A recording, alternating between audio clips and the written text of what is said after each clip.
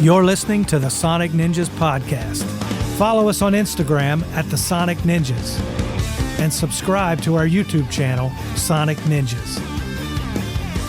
All right.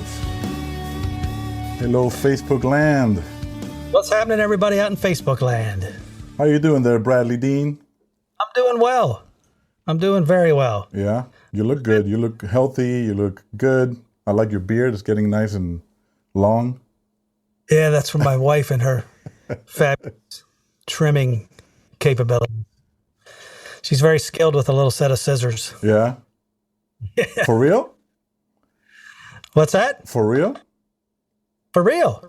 See, yeah, because if I get the beard trimmer out and I try to do anything, I don't do maintenance well, so I'll just shave it off and start over.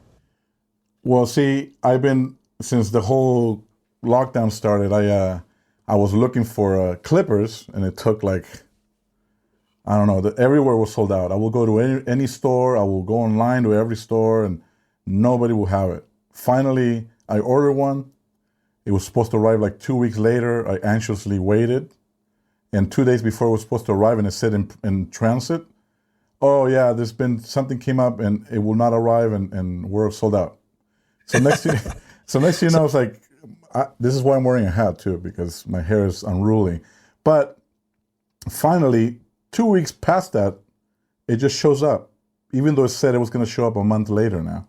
It shows up 2 weeks later. And now I kind of don't want to, I'm not cutting it. I'm going to let it be. Your inner 80s self? I got my 80s self, but I got the sideburns of Elvis, I guess. They're growing a lot. See, yeah. You got those. You always had those, so. Yeah, now they're just gray. Hey, mine too. They're starting to get this, so we'll be pretty close now, pretty soon. Well, now you got the trimmer, so there's no excuses. Now there's no excuse, but now I almost feel like I'm rebelling against the fact that they took so long. Now I don't want to cut it. That's right. It's amazing the things that have become difficult to find and get now. Well, and it started with toilet paper, remember? What's that? It started with toilet paper first. I know, and I still don't understand that one, but... Me neither. But anyway. But the strangest things are not available to us. But anyway, moving on from that, what else you've been up to at home? You've been doing any recording or playing? What have you been up to? Yeah, I just spent the last 3 hours right before this, with a friend of mine. We were in here cutting some guitar and doing a little recording. That's kind of what I've been doing now. Spending time in my studio. If I'm not recording somebody, then I just sit in here and play guitar, bass, whatever. Are you recording any of your new stuff, or you just been? I know you did last time we played a cover of the Johnny Cash song. That's right. That was pretty cool. And it's long overdue to do another song. I think so. I think it's time. I think you need to do something. I'm just trying to think of what song would be the cool song. I mean, okay, so I got Johnny Cash and then I got Pink Floyd. Those are two. I mean, what do I follow that up with? Maybe bring back some Rothschild America for the fans that remember you. I think I need to rock. This one has to rock. I think so too. Well, let's see who's joining us right now. We got Jason Reynolds, Nancy Mancine, Michael Sweeney, Otto Arias. Remember Otto? He was a production manager for J Balvin. He's with us too. Yep. Nancy Mancine, Michael Sweeney. Oh, you're playing. Remember Otto? He was a production manager for J Balvin. He's with us too. Yep. Nancy Mancine, Michael Sweeney. Sorry. Mute your audio, the hot shot. My audio popped up when I opened up the window. I know. Yeah, but to see the messages, if anybody writes anything, we'll be able to see them only when you're in the large window anyway. So go ahead and make it large and then just mute it. It's large. Okay, cool. It's large and muted. Awesome. So you've been recording. That's cool. I've been trying to stay busy doing the same. Before I forget, the music you heard at the beginning was by our good friend. He's our guitar player with Enrique also, Jeff Subaru. And his project, Patrito, that's the music you heard at the beginning. He's been gracious enough to let us use his song. The song is called Auto Water and is available, of course, in all platforms in case you want to check it out. The band Patrito, Auto Water. So thank you, Jeff, for allowing us to use your amazing music.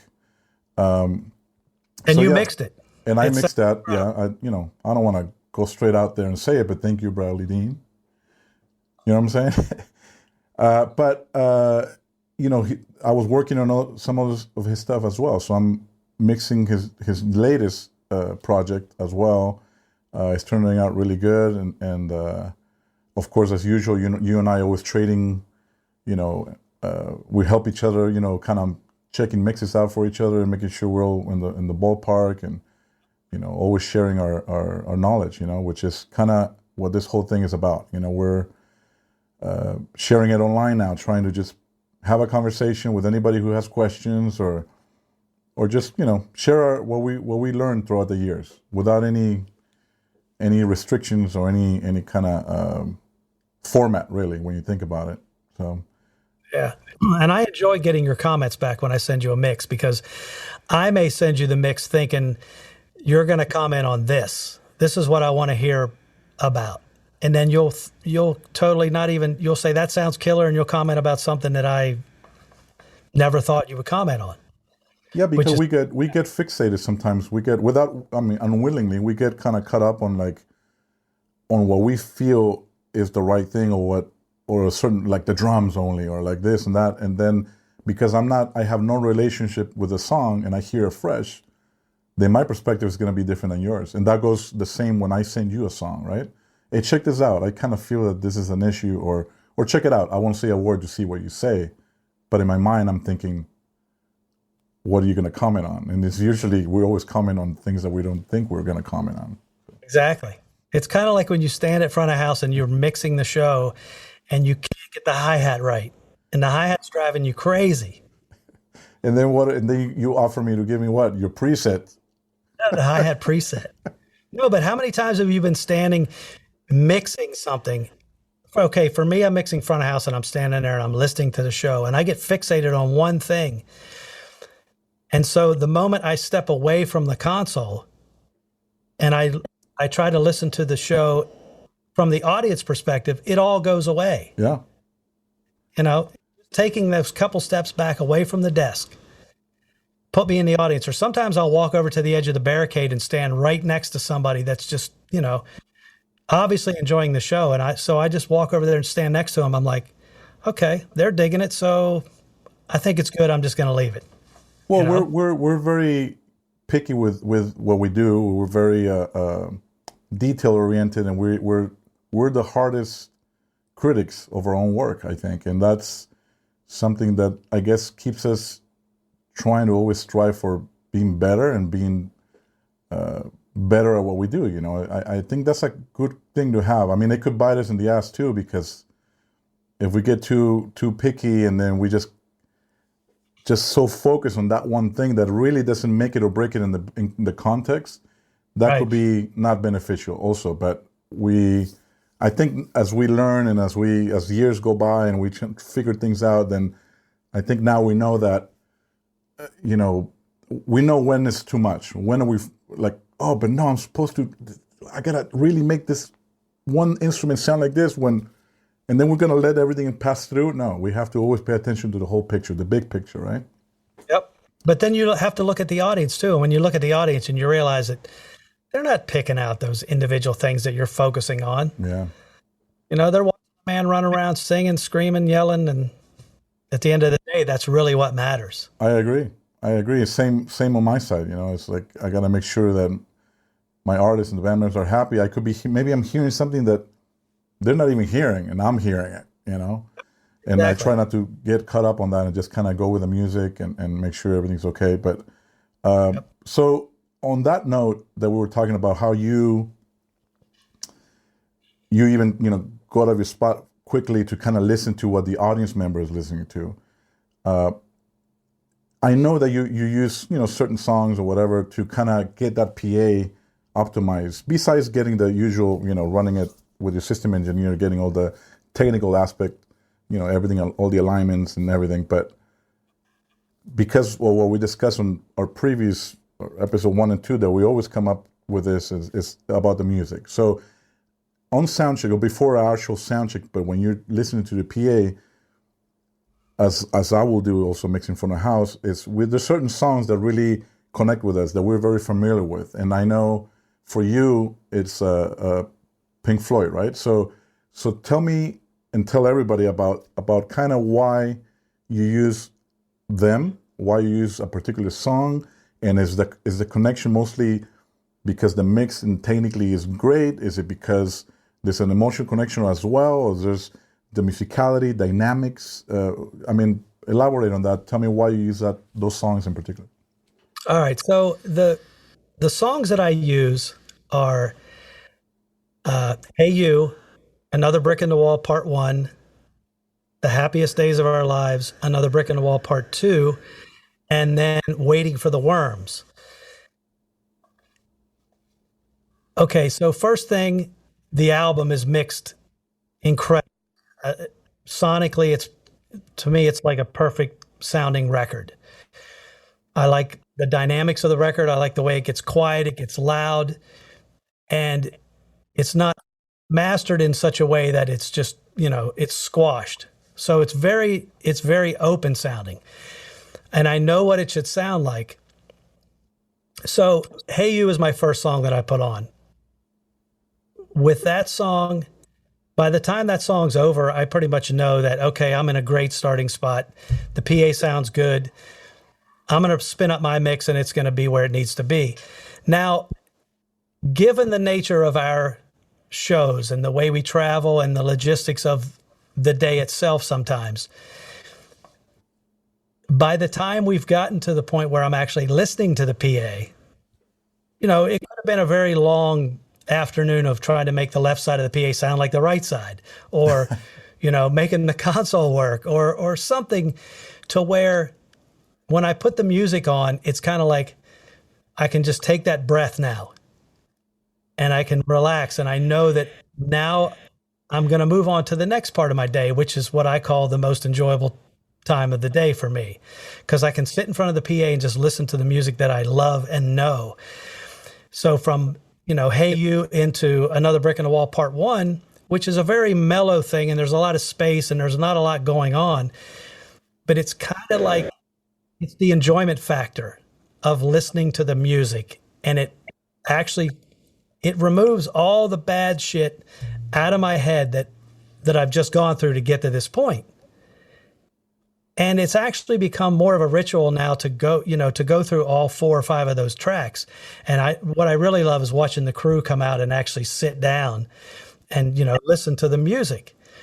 And Waiting for the Worms was just one that I added in there, just because it's kind of like, okay, we're getting close to doors now. We're going to do our line check and sound check. We're waiting for the people now, and I don't know. It's almost as if when you play those songs, the people working the arena and the crew and everybody, all of a sudden they immediately feel connected as well. All of a sudden it kind of eases. Yes. It's the same feeling that you get. Probably a few people get it as well, I would assume. It eases the stress and the tension because it's Pink Floyd. Yeah. It's I don't know, some of the most emotional music that I listen to, and it just invokes that sense of, the passion and I don't know. I used to try. I used to EQ. I used to just to test a PA back in the day. I used to use Deftones Shove It. Yeah, right? And I loved it. Of course, the mix was amazing, but I could see sometimes the people around me going, "Oh my God, really? Do you need to play this right now?" Not because they didn't like the music or anything, but because I would blast it to the PA to kind of dial up my EQ after the system or whatever. It was all done. And you're blasting it. And I was like, blasting. So I was like, okay, I have to stop that. So I switched later to what I'm doing from the house, which has been a while now. Pop Culture by Thomas Dolby. Yep, I used that for a while. I use that for mostly really kind of check the mids and the low end, and I use Up by Shania Twain. Great album as far as a mix goes. And then I will use Money for Nothing by Dire Straits. I would just kind of run through the 3 of them. They were slightly different, but they kind of gave me a guideline of what I wanted to hear. But that was just kind of how I will do it. But I like the fact and why you do what your choice was. I think that connection with the music and the dynamics makes a big difference, I think. And also, it's not a song that is super loud, but it has all the instrumentation there, right? That's it. There's so many little things going on when the PA is dialed in correctly and you hear all those little nuances in the stereo spread. It's like that PA is tuned. I have a little clip that I don't remember if I took it or you took it, but I have a little clip of that, and maybe we can play it. Hopefully Facebook won't shut us down, but I'll play for a little bit. Hope not. Let's do it. Let's try it.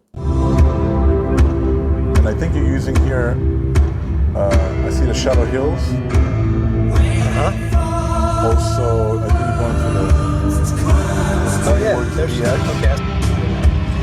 yeah, Shadow Hills, and then it's into the Brainworks Digital V3. Then there's the Fatso and 11. Yeah, very simple mix bus chain. Yep, that's it. Yeah, I mean that's a killer song. I think this is Cassie having fun with the lights. Is that Chalky? That's Chalky. Chalky White. And you know when the lighting guy gets into the music that you're playing to listen to the PA that you're doing something right, because those guys don't pay attention to anything. Yeah. Hey, Cassian might be listening. Don't say it. Or Travis. Oh well. Yeah, I know we love them all.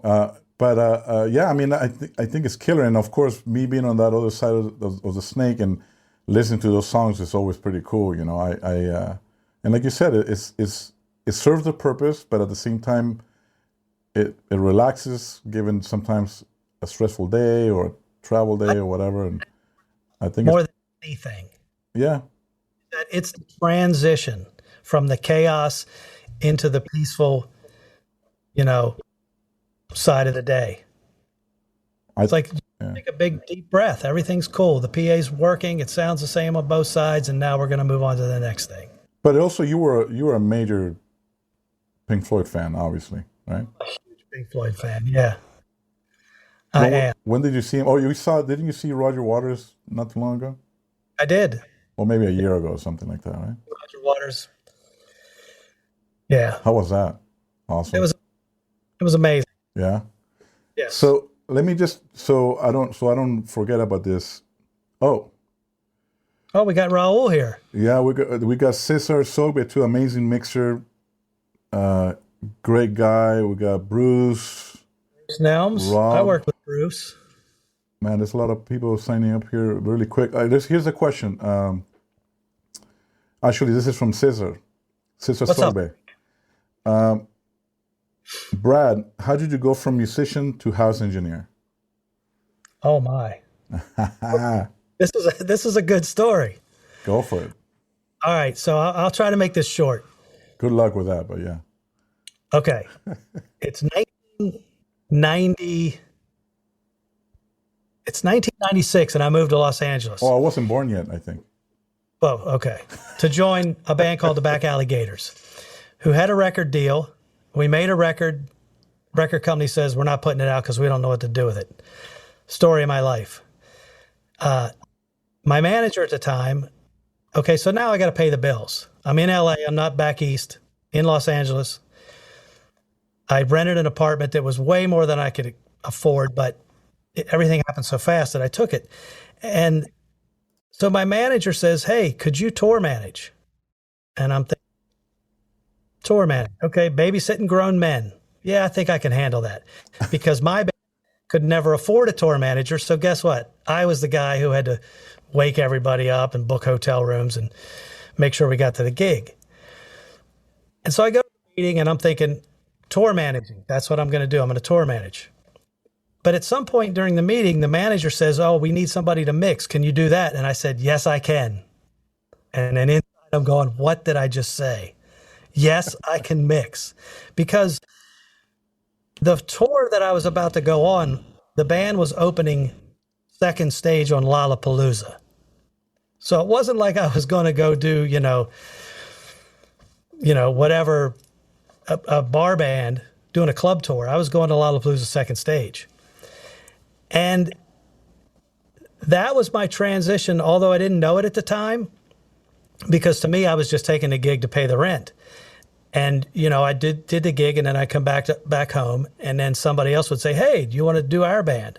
Because obviously I did learn to mix on that tour. I said I could do it, but then I had to figure it out. So I'll back up just a little bit because this is a pretty important part of the story. So the whole time we're driving across the country to go to Lollapalooza, there's one club show booked. And all I can think of in my head is, hey, I got a club show to fail miserably before I get to Lollapalooza.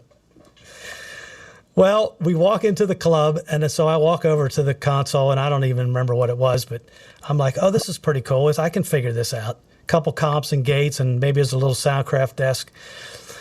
And the club show gets canceled. And I'm thinking, great. Now my first show is going to be Lollapalooza second stage. And this was 97, I guess, or 96. I can't remember. Anyway, I think Devo was on the main stage. Tool was on the main stage. And so I'm walking up the front of house, and the whole time I'm thinking, how am I going to say to this guy that, I don't know what I'm doing without coming out and say, hey, by the way, I don't know what I'm doing. So I'm walking up here, and it's a Midas XL200, and it's like the biggest console that I've ever seen. And there's just knobs from one end to the other. And there's a whole rack of outboard gear, and I'm just shaking. And I step up on the platform, and I said, hey, my name's Brad. I'm just so you know, more of a tour manager than a mixer. But, if you just show me around, I think I'd be able to figure this out. And he's like, oh, sure. And he just took me from the input all the way down to the fader and showed me how everything worked. And that's how I ended up, being a mixer. It was that first gig. Wow. But that guy must have been, he was a cool guy, though, because anybody else probably would have just said. But obviously I wasn't going to go up there and say, hey, man, I got this. I'll be cool. Because I would have failed miserably. Yeah. I did odd jobs for sound companies in between my band touring or making records. And I mixed little acts. I knew the concept and I knew the principles. But I also felt that I had a good ear from being a musician. So I knew what I wanted things to sound like. I just couldn't look at an XL200 and figure out how to get there. But once he showed me that, hey, it's just one strip and it's 48 of them and they're all the same, I'm like, oh, hell, this is nothing. And I started bringing stuff up. I brought the kick drum up, and I'm like, oh, okay. And, guitars and vocals. And I'm sure it wasn't the greatest mix, but it must have been okay because, it led me to, being here today. So that's kind of it in a nutshell. That's how I went from being a musician to being a mixer. It was not planned. It was strictly to pay the rent. But somewhere along the way, I realized that, you know what? This is fun too. I'm able to be creative, and people seem to like what I'm doing, and I'm surrounded by musicians. I like doing this. I'm going to see where this goes. Now, all of this, go ahead, sorry. Now with the quarantine, I feel like I've come full circle because what am I doing now? I'm sitting back in my studio making music, which is what started me on this whole journey. It's kind of a crazy thing, but again, I'm still having fun. Yeah, and I love the fact that because sometimes there's been times where I should have put that in there. I didn't put that in there, but we had jam sessions after sound checks, or when there was no sound check, we just kind of jam a little bit. But I've always known that you're a musician, so it's good to know how it all started too, for anybody who didn't know. And then, didn't you used to be in a pretty well-known heavy band called Rothschild America? Right? What is English now? Oh, Rothschild. I don't know, man. Yeah, there was a man on there, but yep. I was in Kicks, played on their second record.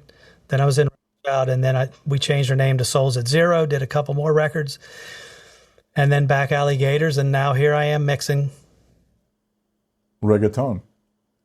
That's right. Awesome. That's it. That's pretty cool. That's the story.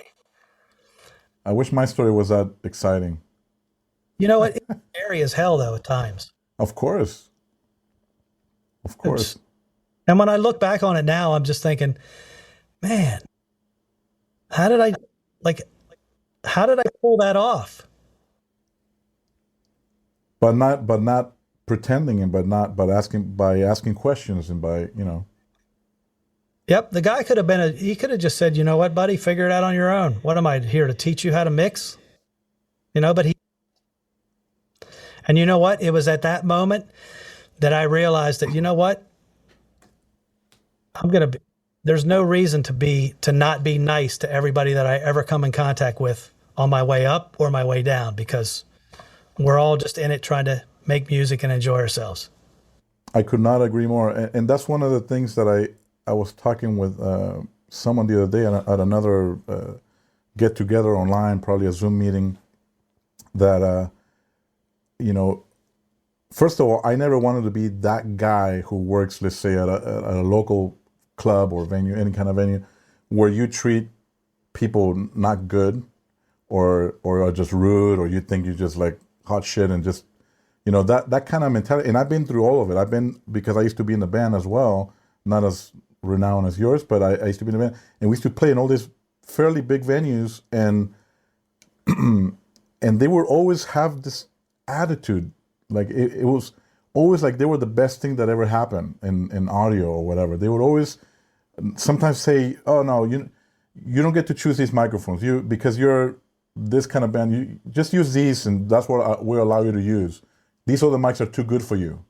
Like they would say things like that, and we were like, the venue was sold out, for instance. It was like, dude, why do you have to be that way? Don't be that guy. Don't be the angry guy who thinks that knows everything, and you're not willing to share that information. The fact that you bump into this one guy that I wish you had a name, but this one guy who you walked in on a festival, you say, "Hey, look, I'm not really familiar. This is my first time or whatever, kind of doing it. Help me out." And he's like, "Sure." He could have just said, "You know what, dude, stay over there. I'll do it." Yeah. Which most people get very territorial, right? And he didn't do that. He helped you through the process. It was the first band on the second stage. It wasn't like we were even headlining the second stage. Wow. See, that to me leaves an incredible mark, and hopefully that is something that many people can learn from, because I wish I could remember his name. I want to say it's like Maurice or Mauricio or I just wish I could remember his name and get a hold of him and thank him for being that guy. We should get like old detective mode and find him. Find out who the sound company was for Lollapalooza. Yeah, and then little by little narrow it down to find that guy. Because honestly, you're here now too. That's like those things that change the path of which way you're going or how things react. He was part of that. He was part of it. Yeah, exactly. And I think that it's something to learn from, for sure. I don't mind personally when people come and ask me, "Hey, how did you do that?" I'm like, "Here, I didn't invent it. It's just the way we do things. It's just how we share things." Let's see. I enjoy taking time to show people things. Absolutely. Oh, Carlos is here. Steve Knight. Yo. Steve Knight. I might be one of his chairs. No, Steve Knight from Flipside. Not the same Steve Knight. Great guy. Let's see, Carlos. Raul was here. Yeah, look what Carlos says. It can't get more exciting than a small Boss 80s console with treble and bass. Okay, so the reason he says that, I have to explain a little bit. Carlos, who is Enrique's musical director, he used to be in a band with my cousin, who was a bass player, and my brother, who's a drummer, and two other members, a singer and a guitar player. And I used to mix him in this club in Peru. I was like 14 or 15 at the time.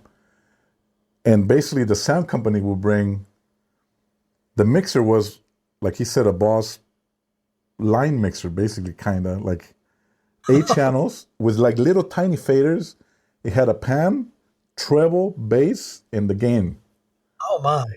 And obviously it was just like, I think it was just kick, snare, and vocals is all I had in there, I think. So that's why he's mentioning that. That was a interesting time, but it was part of my learning experience. I guess part of my one of my first gigs, if I was to say that. But yeah, that was when Carlos was a shredder. He was an incredible guitar player. I'm sure he That still was is. your He's first just- pro gig with What's that? Carlos. Well, I wouldn't say it was my first one, but it was one of them, because my first one will be, I guess, because like I said before, it kind of runs in the family. So my parents owned this nightclub, so I had access to start very early, and that was kind of a pro gig. I was mixing 5 artists, sometimes 4 or 5 artists a night. It was like a variety show kind of thing. And oddly enough, the sound guy they had there, that we had there, was like not cutting it, and he would just, my mom would see him walk towards the bar, and he would just lean on the bar and go, "What are you doing here? Aren't you supposed to be mixing?" We're like, "Eddie's there." He kicked me out. Oh, So, because it was always feeding back when he was doing it, and I will go there and somehow I will figure out how to eliminate feedback and still make it sound decent for what I thought was, decent at the time, of course, and I just made it work somehow. But it was funny that I would say, "Dude, just get out of here. I'll do it." And I was like 14 of it. And right at that time, or a little later, is when I started doing stuff for my brother and Carlos and my cousin and stuff. So it was all part of it, Of course, 20 something years later, I'm working again with Carlos, with Enrique. So it's pretty. So too that's bad a full that circle. video, Carlos. I should put that video, Carlos. Carlos, if you're listening, I think on our next episode 4, we might have to play your video, just to show how much you shred. He's gonna hate me for that, but let's see. Raul's got a good question. Go for it. What do you think are the 3 most important skills for a front of house engineer? The 3 most important skills. Okay, so I'm going to say number 1 is being able to listen to the music. Because you're there to mix the artist. You're not there to make it sound like you think it should sound. You take the elements and make it sound like they sound. So listen is a big part of it. I also think, and I'm going to say this because I'm a musician, but I think being a musician gives you a little bit of an added bonus on being a mixer, only because it makes you be more musical about the mix, less technical, more musical. And I guess third would have to be being able to talk to the artist in their language, which I do believe that the fact that I'm a musician gives me a little bit of an edge when it comes to talking to artists, because I'm the same as they are. I just happen to be mixing the show now. But in my heart, I'm a musician first. So communication, I think, is a big part. That's a good skill to have. I agree. That was a great question too, and also, You think? yeah, I mean that's crucial. I mean, you gotta, first of all, like we always say, music. You gotta listen. I guess another important skill would be able to deal with whatever is thrown at you. That's probably. Brad, he only said 3. I know, but that should be one of the 3. So that's 3.1. Okay, all right then. No, say it. Say it. What is it? Be able to deal with what? With whatever is thrown at you. Yeah. Okay, only 23 of my 36 inputs work. Well, I only have 2 compressors and I needed 8. Or this side of the PA sounds completely different than that side. And everybody That's says never happened to us. Never. you have to just smile and dial and you roll with it. But I mean, I think that's a big skill too to have. Just being able to get on with it. To deal with situations and without blowing up, without losing your cool, without losing your Yep. posture, and yeah, because that's one thing that yes, every engineer that is working, will get put in a certain position to deal with certain situations. But it just seems like a lot of times, maybe because of the places we go to, whatever, we go through a lot, and I just feel that we learn a lot in those times. We get put in those situations quite a bit. But it's how we handle it. I think what's what makes the difference. I think it is. For sure. It's definitely has to be more the way that you handle it.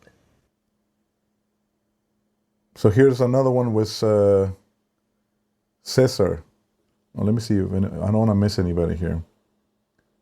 Raul's got one for you too. I want to hear you answer that one. Oh, really? Okay. This one's from Cesar and it's for both of us, and then you do the old one for me. Okay. How do you guys feel about virtual concerts in the near future, where the monitor mixer is doing his thing and the house mixer is on a truck mixing to a satellite? You want to go first? How do I feel about it? I think I would be fine with it. I mean, if that's what the situation is and that's where we have to go until we can get back into the Staples Center or Madison Square Garden. I'm still being creative. I'm still mixing music. People are on the other end enjoying it. I mean, part of the experience that I really love is being in the crowd, but there'd be a certain satisfaction with sitting in the truck, spinning up a really great mix that's going out to everyone to listen to and watch. It wouldn't bother me at all if that's what I had to do. Yeah, for me, it's funny you mentioned the audience part too. Obviously, most people relate with that fact being a front of house engineer. It's like, oh yeah, having the audience, I feed from that too, and it's exciting, right? Oddly enough for me too, because there's times where, depending on the design of the stage, if we're in a festival or whatever, and I'm completely blocked off and I don't see anybody from the audience, and it kind of like, not that it brings me down, but it's not as exciting. So sometimes I have them cut it out and make like a little window just so I can see. And I know it sounds maybe, I don't know, stupid or whatever, but just so I can see the crowd going crazy. And it just helps. I think it helps the whole experience because, like you said, we're feeling the music as well. It's not just a technical job. And if it was just technical, it would be very boring, And I think just feeling the vibe of the audience, feeling the vibe of the band and the artist and everybody, that all creates this really cool environment for everybody to work with, and I don't know. I guess we have to enjoy it as well a little bit to be able to transmit that in our mixes, Yeah, because it's the big picture in the end. It's everything. Yeah, it's and like pyro and the audience and the artist. Everything. And, you and me, and it's all of it. And that's something I envy in a good way, that even though from my standpoint, I get to see the lighting show, and even though it looks so awesome there, I know it looks so much better from the front, But, that's just, those are the things, depending on our position, but we get to enjoy certain areas. But then I get to, interact maybe more direct with the band constantly, or percussionist Jamar's flipping me off or whatever, always doing something fun. But going back very quickly to Cesar's question, yeah, I kind of see that that's where it's going also. And I wouldn't mind. I mean, my position will be probably the same. And just like he mentioned, it will be either, all the front of house guys will probably end up in the truck just mixing for something that is going up in the air. But, I mean, how do we feel about it? I will say that if that's where it heads to, we'll make the best of it. We'll try to always create that experience for the performer as well as the audience, right? Yeah, exactly. So it'll be a new challenge. Yeah, it will definitely be a new stage of everything, right? And the way things are being done. But I think that's already changing as it is now, And I think there's been some people doing like little tiny shows and they're broadcasting them already, as things are getting, as the lockdown is being a little more lenient, the people are just doing more things online, Music is the universal language and you cannot stop it. Yep, that will go on forever. One thing that make people feel good and it brings them together. We're all equal. If we could only get Zoom to have better audio, then we'll be kicking ass. Yeah. Sorry, Zoom, but please, come on. Get it together. You said Raul's had something too? That's a question for you. Oh, okay. He says, do you chat directly to misbehaving artists during sound check via their IEMs? Describe misbehaving. Yeah, I was going to say, that's, It's funny because short answer will be like yes, but the misbehaving part is it's very relative because, or it's it really depends on the person receiving the direction. Like I've worked with artists where I've heard stories before of perhaps how difficult they were. And then when I start working with them, they're like the nicest, coolest people ever. Like no issues. And I think it has to do with how we receive that direction. So, if I was to, I'm not going to mention names, but if I was to say there was maybe one artist, maybe two that I've ever worked for that were difficult or maybe not as pleasant, but at the end of the day, they all deserve the same respect in my attention, So I think it's important to not get caught up on that. Like, we have to remember that they're the ones in front of 80,000 people.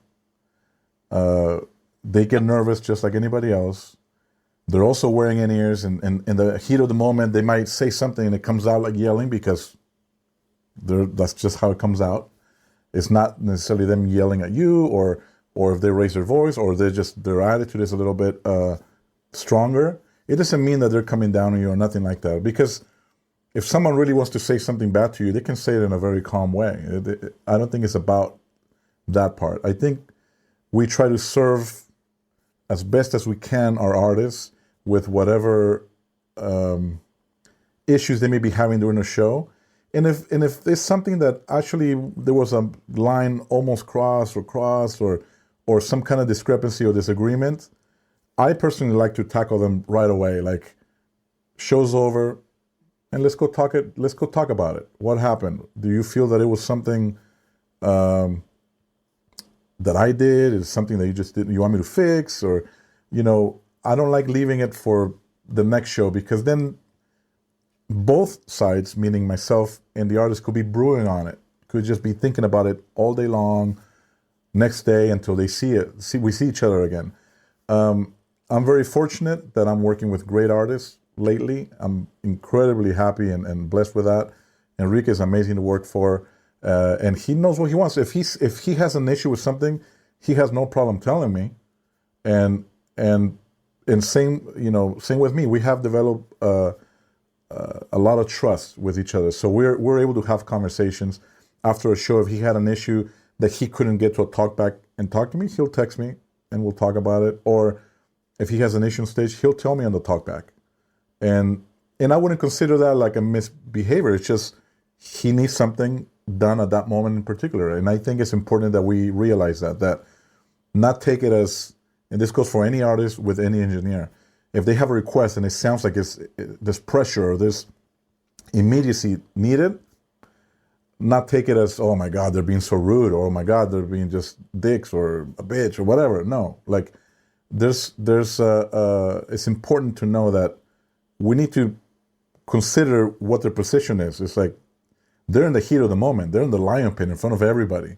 They don't have time to be like walk on eggshells or be super nice, So I think, or it could be that you're just there to say, hey man, I got you. You're doing a great job. Yes. Everything is good. Just kick ass. Yeah. Sometimes some artists just need to turn around and see that you're there and paying attention. I had a very funny anecdote where when I first started with Smash Mouth, I get there and they were short. Like, I think we're playing like some kind of festival or something, but they were short by like 16 inputs on the console for what I needed. And obviously I'm not there to cause any waves, so I'm like, okay, someone please find me somewhere in this venue like a 16-channel board, and I'll just submix some stuff, send it back to the console. I just make it work. And I did that, hopefully right in time when the guys showed up. They show up, we sound check and everything, and they're all happy. They asked for a couple of things, everything's cool. But as usual, sound checks are sound checks, and when the show starts, all hell breaks loose usually. So the show starts, and drummer is like, oh, this and that, keyboard player, whatever, and at the time the keyboards had like, I don't know, many channels instead of just a stereo pair. So it was hard for me to learn that quickly what is coming out of what. So I was a little slower then for that. So before I know it, as I'm looking to the drummer just to see what he needs, literally at the beginning of the show very quickly. And I'm talking about a second. I just looked up real quick and I was going to make the change. As I'm making the change, I look up and the singer, Steve, is already standing in front of me. And he just goes, eyes on me, and just turned around and went over there. He wasn't rude. He wasn't an ass or nothing. He was just stern, I guess, if you want to say it that way, and just letting me know, hey, I'm in here now. Like, I need you to kind of pay attention to me for a second because let's get through these first songs. It's kind of, but that moment was a teaching moment for me because I learned now that I gotta keep an eye on everybody. Of course, singers when they start the show, and even if I'm gonna drink water and I grab my bottle, I'm still like looking at them as I'm. I don't turn around. I don't do things like that because you might miss a cue, you might miss a sign. Nowadays, of course, there are talkbacks all over the stage and it makes it a little easier. But yeah, I mean, like I said, I try my best to never take it as a personal attack, give him the benefit of the doubt that it wasn't that, because there's no reason to, especially when you're with artists for a long time and there's trust, and like Gwen Stefani's amazing to work for as well, and super nice, thank yous, and like, and there's been other artists where they don't even want to know your name, they don't care who you are, they don't know who you are, and that's fine. If that's how they want to, do their thing, that's fine. I don't take it personal. I try to develop that trust, and if the situation allows for it, awesome. And if it doesn't, then I usually try to move on. I like to be part of a team, a family, and like, I want to be able to talk with my artists the same way I want them to talk to me if they have a problem. So anyway, so that's huge part of it. I think so. I mean, you have to have that, develop that trust with the artists, like especially at monitors. I mean, yes, at front of house as well, and with artists that are very involved with the production sound, right, for the audience, of course. But with monitors, it's such a personal connection that you gotta have that, which brings me to this thing that we discussed before. I usually have a multi-view video screen with my artists, and that allows me to see every camera angle pointing at them. And the cool thing with that is that I can see all their facial expressions, or I can see when they're backing away from the mic or getting closer when I don't have a visual from my position. But believe it or not, facial expressions or a concern allows me perfectly to know if something's wrong. And then I can literally go to the talkback and say, are you okay? And they might just go like this because they know I'm watching them. They might just go like this, and I know, okay, they're fine. They don't need to go to talkback for that or anything. But I guess answering what Raul was saying, yes, I have direct communication with them on my talkback system, as well as communication with the band members, communication with Brad, all separated. So, and our backline texts. And so if anybody needs something or I need to communicate with them, I can communicate with them globally or individually. So there you go. Sorry, it was a long answer, but let's see. Oh, Jeff Subaru joined. What's going on, Subaru? Let's see. Cesar has another question. Yeah, this is a good one. You want to read it or you want me to read it? Go ahead and read it. Okay. And then I'll answer it. Okay. Regarding soundcheck, an empty big concrete venue with sound bouncing everywhere. How much of a difference is it when the human baffles come in?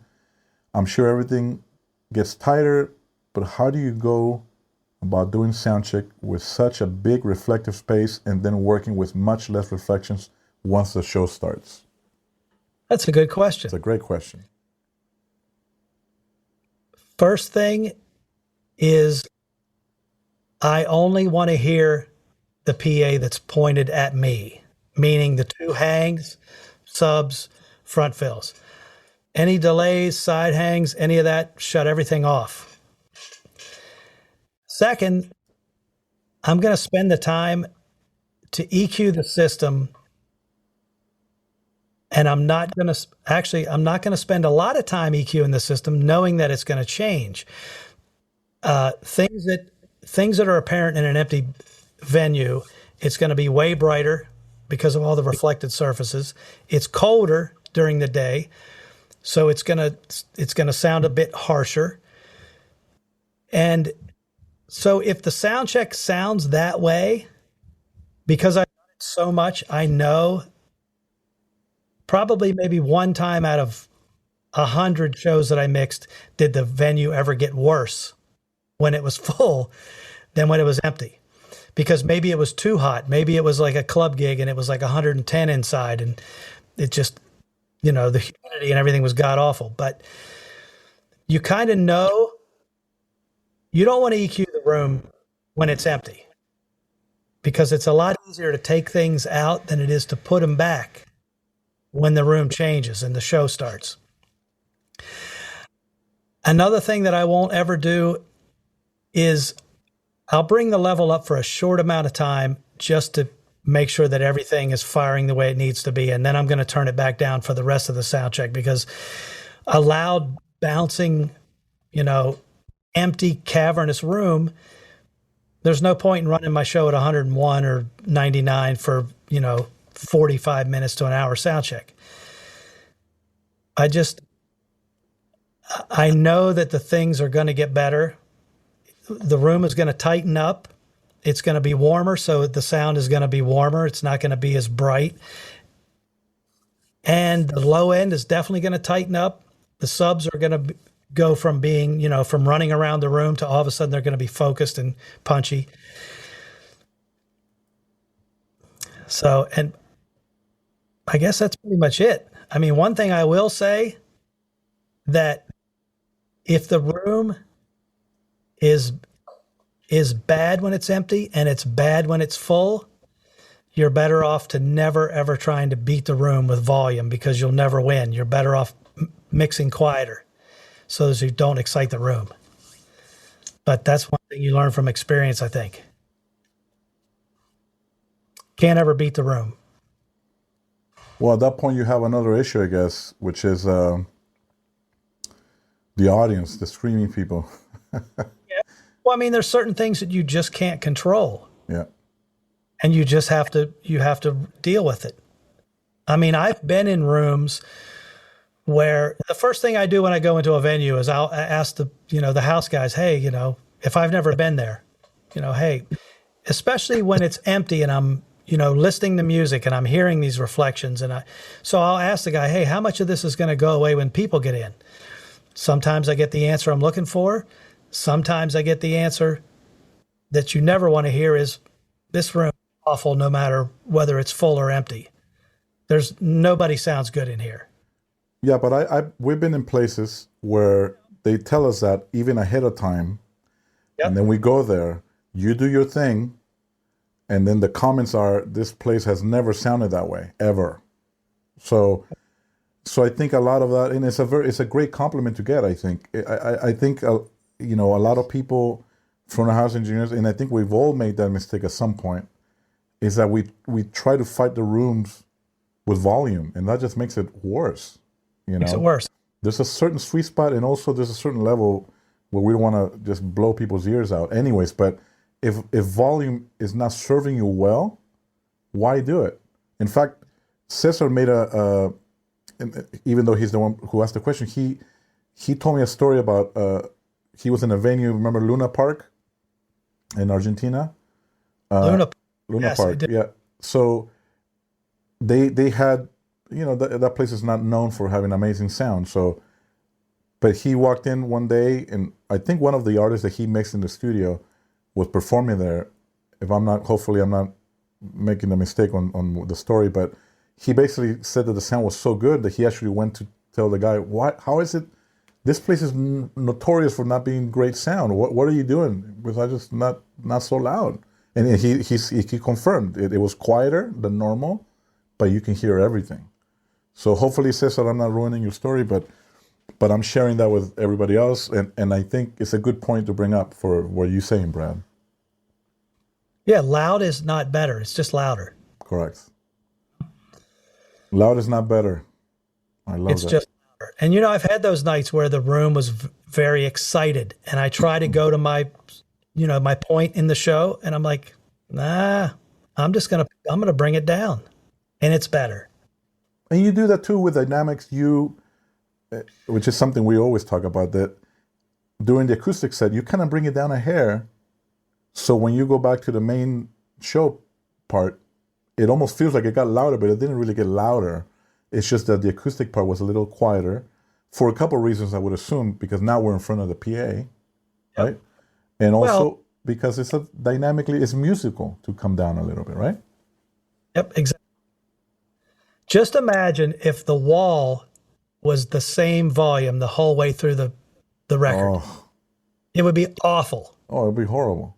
That's my that's my same philosophy when it comes to mixing a show. Yeah. Should never be the same level for the entire 90 minutes. Yeah, same with in-ears. For me to even, well, besides trying to make a musical mix for everybody as much as possible, it's also a matter of like on the acoustic set per se, right? Since we're talking about that, it can't be at the same volume that they're getting the loud songs. Like it just doesn't feel right. Like they're playing softer. If everything was so loud, then first of all, their ears will get fatigued very quickly, or they're gonna want the louder songs to be even louder. So it's important that no matter what you're mixing, whether front of house, monitors, don't set it and forget it.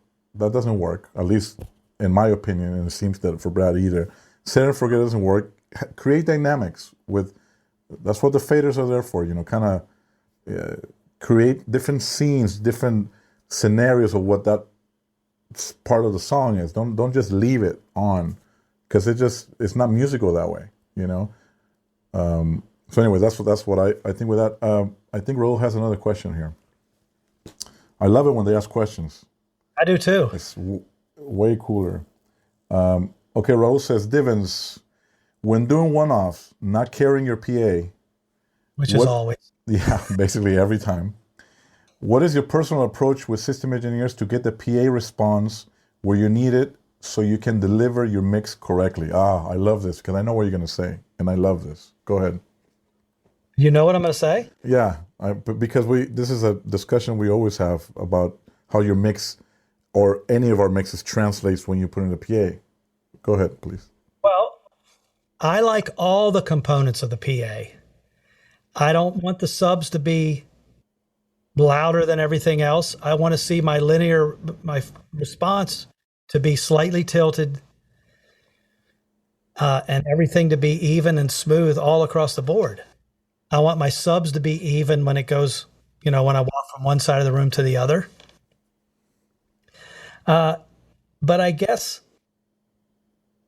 my personal approach is I would let the systems engineer do their thing. Let them do what they do to the PA. And then if, something's jumping out at me, I'll ask questions and, or I'll say, hey, can we try this or try that? And, then I'm going to put the Pink Floyd on, and that's going to tell me if the system is where it needs to be. But I don't know. I guess just talking to the systems engineer, explain to them what I'm looking for, and then listening to what they're doing. I've got smart running, or not smart, but it's the Waves plug-in, on the S6 is the PAS analyzer. I know what my mix is doing. That's what should be coming out of the PA. The same sort of response. So I probably didn't say what you thought I was going to say, did I? No, you didn't. And you know what? Shame on you. No, I'm just kidding. So no, but something I remember, you were along the lines, but you've explained it a little different in other occasions where very similar to what you said though. But there's a lot of people who like have so much sub on the PA that they're like high passing so much everything, and they're cutting lows on every channel. Like it's crazy. Like they're not really using their channel strip EQ to do what they're supposed to do. Just to, if you want to be able to add 40 hertz or 50, you should be able to add it on a channel. But when you have your master sub fader so loud, you have no headroom to do that. You end up cutting all kinds of stuff. And I think that balance is where sometimes there's a mistake. In festivals, you go in a festival and the PA is tilted with just low end.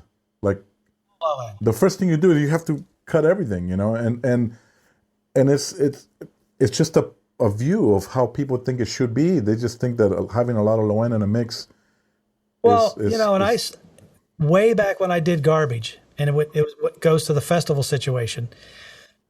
Sometimes I didn't get to hear the PA until the band that was on before us was playing. So my only reference is whatever that guy's doing and how, what the PA sounds like. So I started putting, started putting subs on a matrix. So I had left, right, front fill sub, or left, right, sub, front fill, so that I could always just take away the sub or add it. I didn't have to go to my individual channels or high pass or, change anything on my mix. With the matrix, the sub being on the matrix, I could just bring it down. And 9 times out of 10, it was too much sub every single time. Yeah. I mean, I like all the PA. Subs to me are just a low end extension of what's in the air. At least that's how I see it. No, and listen to that note too. When I was mixing from the house a lot more than I'm doing now, I used to, at least especially in a festival situation or whatever, where you don't have time, I would at least not demand, but truly ask and say, look, before we go on, during the changeover, if I can at least allow me to play the house music or allow me to play one song of my songs as the house music, and I will connect my iPod or whatever, boom, and play one of my songs that I usually will use to EQ the PA, and I could immediately tell if something was not right, or at least, of course, I'm talking broad strokes here, not like fine tuning, but like, okay, there's a lot of sub here, right? And I will either make sure that I had control of the sub of the matrix, like you said, or I would just go ahead and start EQing that. Having that curve that I liked. Did I bore you, Brad? Are you leaving? I need some light. It's getting dark in here. We got to see Bradley Dean. So then what I will do, having the curve that I like, even with that song that I was playing, I knew that I could eyeball, this is the analog days too, a lot of times, I could eyeball where I needed my EQs and everything, and I knew it would kind of translate as close as possible, but by not having that PA be tilted so much with sub, But yeah, those are all things to consider. Like we got to have that one moment of things that we know when we do them, how we do them, because we know how it's going to translate. We can't tailor the whole mix to fit a PA. No. Your mix is the same mix wherever we go. You tailor the PA to your mix. Correct. So it's like me having to EQ everything to all these different in-ears or different transmitters like this is the mix. Yes, am I going to alter a couple things? Of course, but I can't just change the whole curve. If I'm changing the whole curve, that means it's something odd, Yep. So that applies, of course, to both of us. But I think the minute I have to go to a channel strip and do something that I normally wouldn't do, I stop and I'm like, wait a minute, it's the PA. But I think that's more from experience. yeah. The more you do it, well, your desk is dialed in. You're going to focus all your time on getting the PA right. Yeah. I mean, the same with the gains. We haven't changed gains in years now at this point, I mean, for this show is what I mean, Shramo, Eric Schramm is here. What's going on? Monty Craver. We got a nice audience here today, man. Yes, we do. Dan Kenny. What's up, Dan? Michael is on here. Who? Michael Pearson Adams. Yeah. Nice. Sorry I missed your quarantine on Friday. Leonardo is here as well. Eduardo Bernal. Scott. Oh, yeah, Scott Helix. Did we pass any questions? Is there another question, I think, from... I see. What's your go-to Pink Floyd track? I don't know. I could listen to just about anything from The Wall.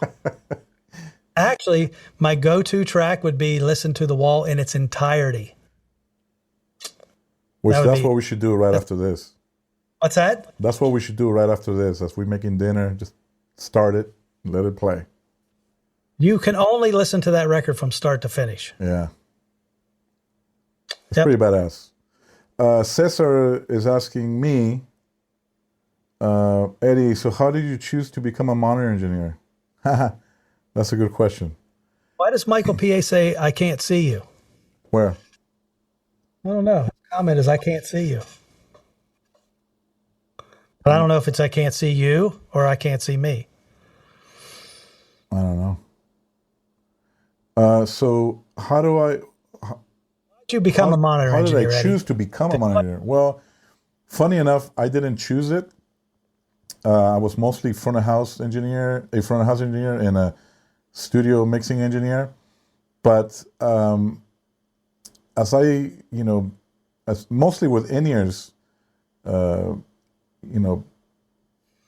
kind of wanted to hear different things, and I started doing mixes for certain people on their in-ears, and they start liking it. And I think having a front of house in the studio experience helped give them a better experience in the in-ears, because I think that transition from wedges or side fills for a lot of artists was really hard. For a lot of guitar players, it was really hard. Guitar players that have amps mic'd up, and then they will get it in their ears. For them, it just sounded horrible, no matter what you did, So I think having that approach of in the experience of a studio engineer and a front of house guy kind of gave me a little bit of a upper hand to be able to deliver that kind of sound for them and in ears. And I don't know, people just started kind of, I guess, putting the word out, and they just started calling me for that. But I used to be just a front of house engineer, not just, but meaning, that's what I was focused on, because that's what I like. I like focusing on the production side, effects, and parallel processing, doing all this cool stuff that, for the most part, you either don't get to do, or you don't do as much on monitors. Nowadays, of course, with the technology we have, I'm able to do a lot of those things while I'm mixing monitors, especially for artists or musicians backing up artists that want to hear that kind of sound, a little bit more of a CD kind of mix or something more balanced, There are other musicians that just like something more like a utility mix, where it's just very basic information for them just to get through the gig. But the reality is, I think when I became an official monitor engineer I did Smashma for a while, but I did front of house for them as well. But I did monitors for them as well when we needed it. And,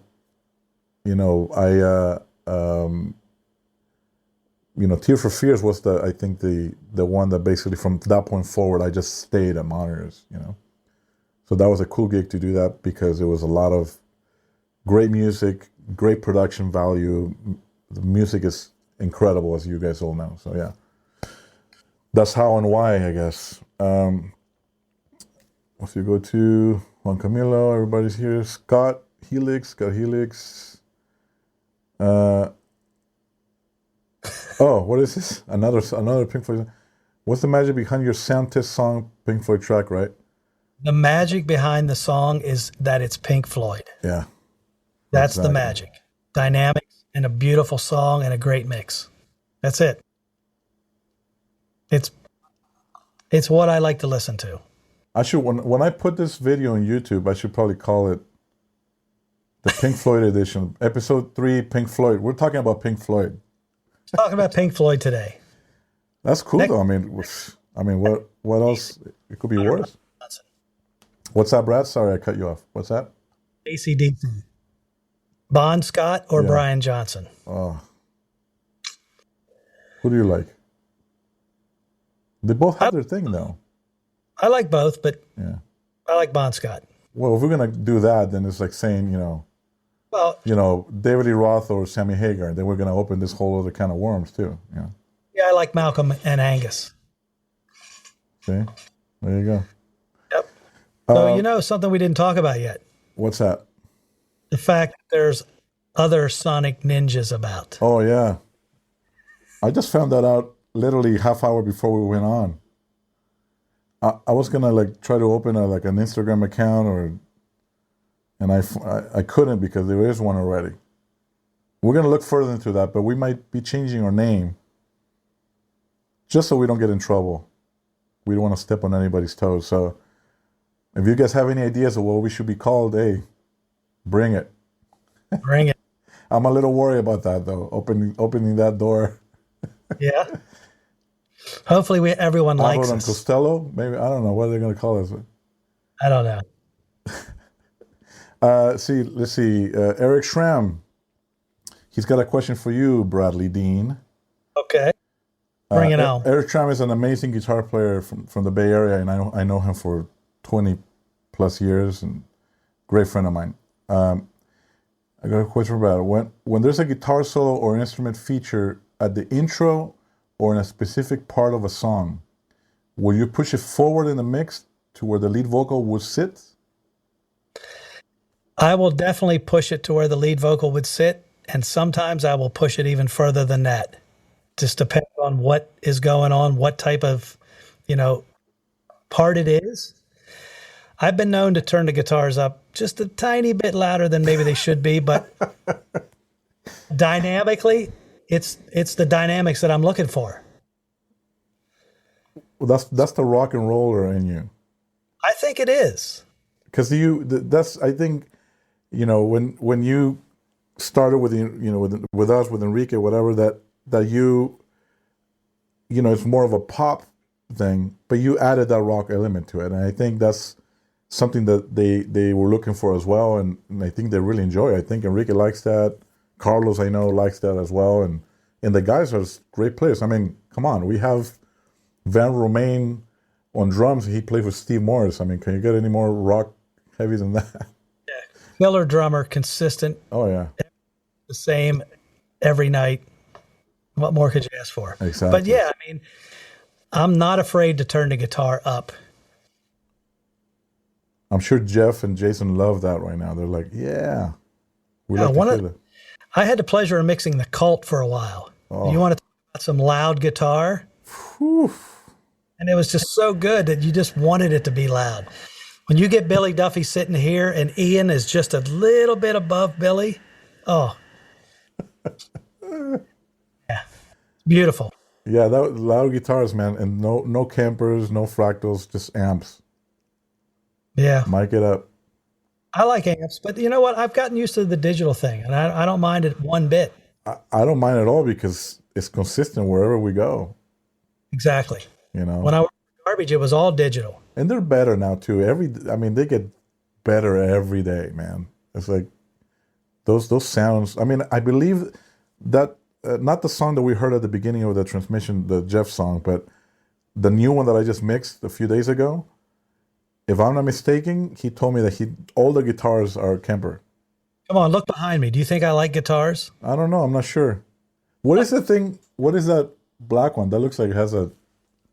What is that? That's not a guitar, though. It's too big for a guitar. Is that a guitar? Uh-oh. Don't trip there, Bradley Dean. Talking about this? What is that? That's my 12-string bass. What? Yeah. Hamer 12-string. Play that thing. Let's see if we can hear a little bit of it.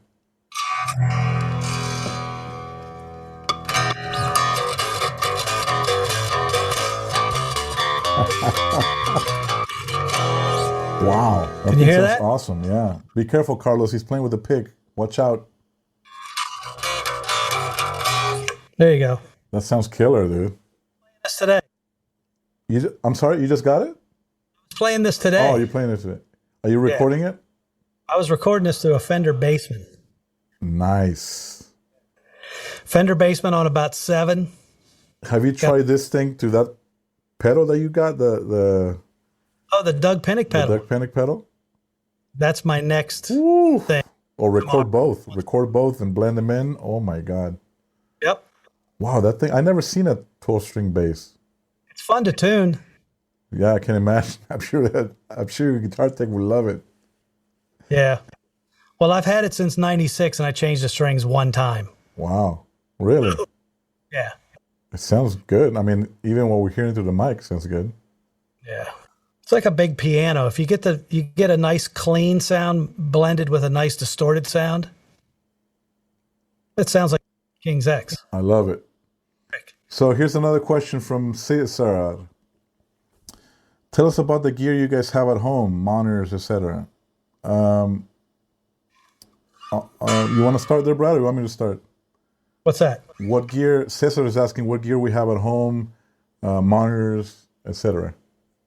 I've got a pair of JBL 708s and the 705 5s for my studio monitors. I've got some warm audio gear. I've got the WA273 EQ. I've got the 412 and a warm audio 2A, which is their version of an LA2A. The UAD 8 for my interface. And then some other universal audio satellites and Apollos and a couple of Raven touch screens. And then microphones and a whole bunch of amps and guitars and basses. I see the guitars, a lot of them. Yeah. I'm using Pro Tools HDX as well. I have the real-time rack here. I have an Apollo Twin. I have, of course, the Avid interface, 16 in, 16 out. I don't know if I said the C24 controller for Pro Tools. A Dangerous 2-bus LT for summing, which I haven't been using lately. I'm doing everything in the box. I have a finalizer for those who remember that. I have a couple API pre's. The 512 Lunchbox, the Vintech 573s, DBX 560s, the Neve 511, and a Shadow Hills mic pre as well. Speakers, JBL 705s, sound great, and then the Focal speakers as well, the Alpha 80s, I believe they are. Warm audio, W2A in the 76.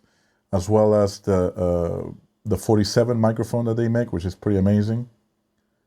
So I have the Slate microphone as well, with all the emulations, just like Brad does too. DPA mics. DPA mics. I mean, that's what we use here. I mean, we're mostly, actually, you've been tracking a lot, but lately I've been mostly mixing. Any tracking that I do is, the stuff that I record with my wife that we're doing the songs for licensing and things. So yeah, let's see. That's the gear that we have. Let's see, Eric Fraser join. Oh, this one's from Raul. You're gonna like this one. You know what I'm gonna say too, don't you? I have a feeling. Bradley Dean, what band would you like to mix on an analog console? Gee, I wonder what that band would be. It's going to be Pink Floyd, of course. I would say Pink Floyd, the Stones, AC/DC, Aerosmith. Any of those classic rock bands, but Pink Floyd definitely number one. And if I couldn't have Pink Floyd, I'll take Roger Waters. That would be awesome. I think you would do great at that too. Yeah. But I wonder if you would be able to stop like giggling and like shaking and stuff. You're such a fan, you know? See, that's the beautiful part of it. I know that music so well. It would be so much.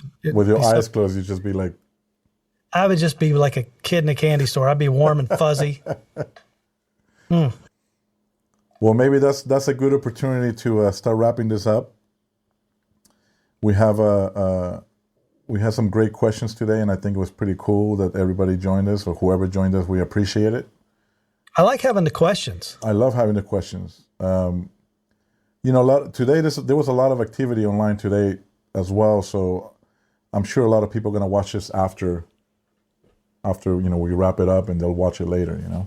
And that's fine with us. As long as you get to watch it, and hopefully you get something out of it, and have fun, just like we do, talking about these things. So I think we're going to give him another surprise from Bradley Dean. Since we're talking about Pink Floyd, I think we should... should I do it or should I not do it, Bradley? Go ahead, do it. You think I should do it? That whole episode's been about Pink Floyd. Why stop now? Yeah, you know what? You might be right. Right? You might be right. So anyway, thank you, everybody. Brad, I love you. You're the best. Me too, man. I will go to war with you any day. And hopefully we'll see everybody on episode 4. We may be called Sonic Ninjas, or we may not be. So whoever's watching out there, if you come up with a new name, let's see what happens. Maybe we'll just come up with a middle name. Yeah, something in the middle just to change it up. Well, let's think about that. All right, everybody. Have a good night. Ciao. See y'all. Thanks for watching. We'll leave you here with a little surprise by Bradley Dean.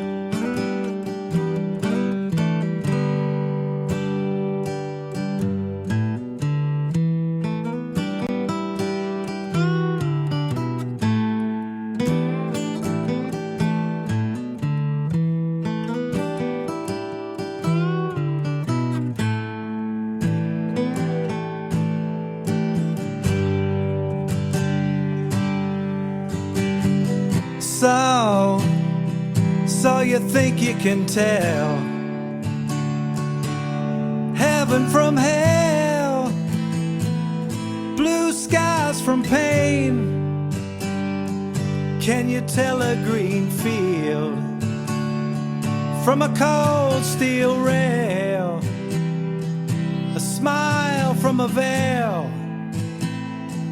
Do you think you can tell?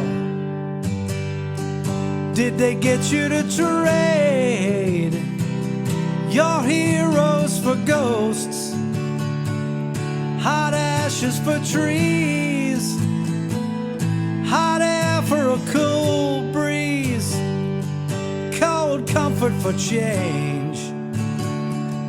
Did you exchange a walk-on part in the war for a lead role in a cage? Well, how I wish you were here. We're just two lost souls swimming in a fishbowl, year after year, running over the same old ground. Where have we found same old fear? Wish you